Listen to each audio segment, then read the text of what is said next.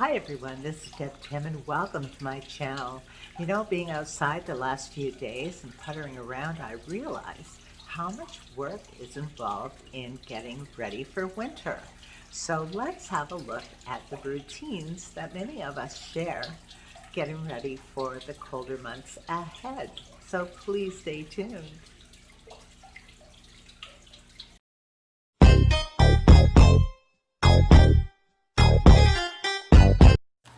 This time of year is bittersweet.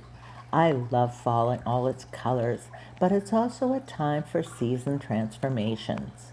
The peace and tranquility of autumn is in full swing now. The leaves are turning, getting ready to carpet our world with color. This is the best time to go hiking and walking and taking photographs as well. Sunny days are fewer, but a good, dry, brisk day dressed in jeans and a bunny hug, and I am all set. A bunny hug, that's what we call a hoodie in Melverton. The first thing I start considering this time of year is how much longer I can leave my houseplants outside. We have had the odd frost already. The closer to the house the plants are, the less likely they will get frost on them, at least until it gets colder. Around the pond, I've noticed some frost damage on my plants, so it's time to get the jungle back inside. The forecast is good for the weekend, so hopefully I can do that next week. Here are my jade plants, at least some of them. This one, I believe, is the biggest. He is really looking beautiful with the red-rimmed leaves. He's getting too heavy for me, so this is where hubby comes in. Now this one has a marvelous thick stalk, giving him an amazing strength he needs to hold himself up because jade plants are incredibly heavy. I no longer need stakes for him. He's got such a lovely shape, I don't want to cut him back. Now the money tree, he needs to come in. These little jades over here have done really well too.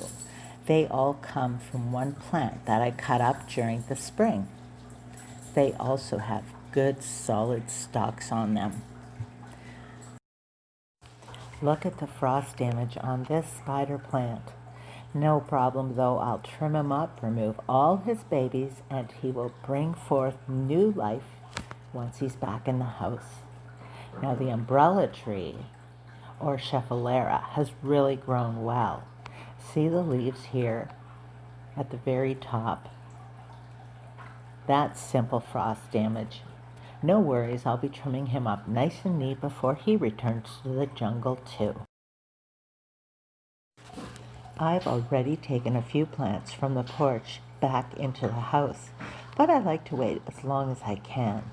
These plants on this side are more protected and sustain very little frost damage. The pothos over the summer have been trimmed back a few times. I use their shoots in my tanks for my bettas and the tub ponds. Soon I'll be saying goodbye this year to my lovely porch. It's getting a little chilly sitting out here in the early mornings having my coffee, but it is one of my favorite spots. You know, it's really cold out, but it looks beautiful. So here's a look at my vegetable garden. This area at this end was cucumbers. I only got a few. The summer was far too hot, so they just shriveled up and died on me. Next, I have kale. Kale will actually grow through the snow. We just let it grow as long as it's able. I have a number of tomatoes and peppers on the vine yet.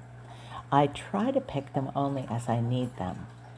At the end of the season, then I pick them all, and that's when I either make relish or stewed tomatoes. And then this is a little group of my herbs. The first one here is sage, and then beside that is mint and parsley. This little cluster of maple trees will be split up and replanted. It's the best time of year for it. We aren't sure where we want them yet, so until we decide, we'll leave them where they are. There you can see our new horseshoe pits. Hubby made lids for them as well. The trees across the back were grown from seeds as well, and they have grown amazingly. There's the other horseshoe pit. And then this back bed is just perennials. All the plants are green except in the fall when the sedum turn red.